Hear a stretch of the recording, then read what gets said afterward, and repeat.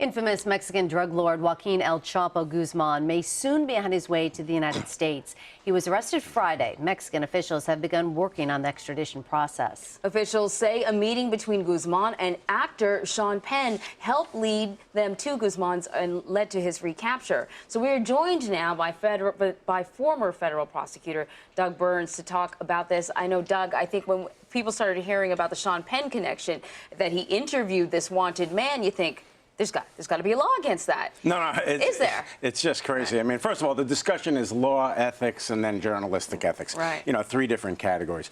But ironically and interestingly enough, if you look at the statute, it says whoever harbors or conceals somebody who has escaped from prison.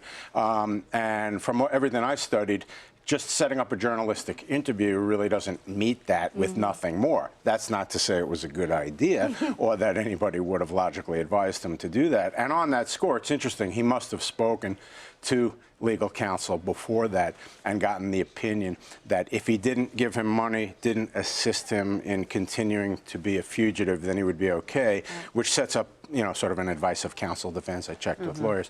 But again, just a crazy thing to do, but at the same time doesn't violate federal law, in my opinion. Let's talk about the extradition process. How difficult will it be to extradite him back to the U.S.? Yeah, it's interesting. People sometimes get confused because they say, you know, they think it's automatic. The point is, I've been counsel for the U.S. government in extraditions a number of times when I was in the Department of Justice. The point is, if your extradition is being sought from Mexico to the United States, you have a number of rights. You're entitled to an extradition hearing in Mexico. And there's a number of issues, many of which aren't all that difficult, which is, are you the Joe Jones that's named in the indictment? Well, with somebody this notorious, that's not really an issue. Next, are the crimes that you're being extradited for listed in the treaty? That's also not all that complicated here, because these are massively serious crimes. But those are the type of issues. But the point is, it can take a long time. And as people have noted, you have the right to appeal if your extradition is ordered, so it can take some time. Interestingly, the Mexican government declined to extradite him previously. I think it was in 2014, because another thing people sometimes don't realize is that governments have the automatic right to decline extradition of their own citizens, regardless of any legal principles. But again, I'm not a political expert, but apparently Mexico is prepared to extradite him now. They've said that. So why do you think they're cooperating this time around? That's a very good question. You know, it's kind of above my pay grade. Right. You know, because joking aside, that's a question of the State Department, international diplomacy, things like that. Often, and I'm not saying that's the case here, but often it's in reverse for you've helped us with a reciprocal extradition, things like that.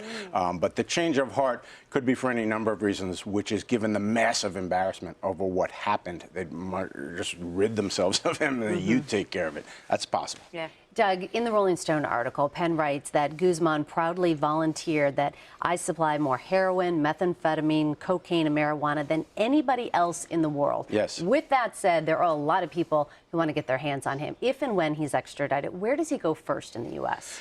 Well, it's interesting. I was a federal prosecutor in the Eastern District of New York. I read yesterday or this morning that they are seeking his extradition. Many times, Meg, you have multiple requests from multiple districts. They sort that out in Washington, D.C., not surprisingly, at Main Justice. And they turn around and say, well, this case may be the best one to go first, you know, for different strategic reasons.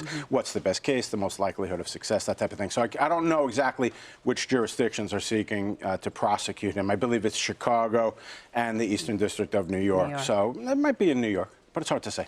So we know right now he's back in the same prison that he successfully escaped from before. That's a good point, yes. Yeah, so I'm wondering, from a legal standpoint, does the U.S. have any influence at all in terms of getting him out of there or move somewhere else? Getting him out of Mexico? Getting him out of Mexico, or maybe move from that prison. Oh, yeah. No. They might very, very well weigh in and say that's not necessarily a good idea. But I have a sneaking suspicion that, you know, he's under pretty serious, you know, surveillance and lockdown and so forth. But they might move him. But the interesting thing will be how much time it will take to extradite him.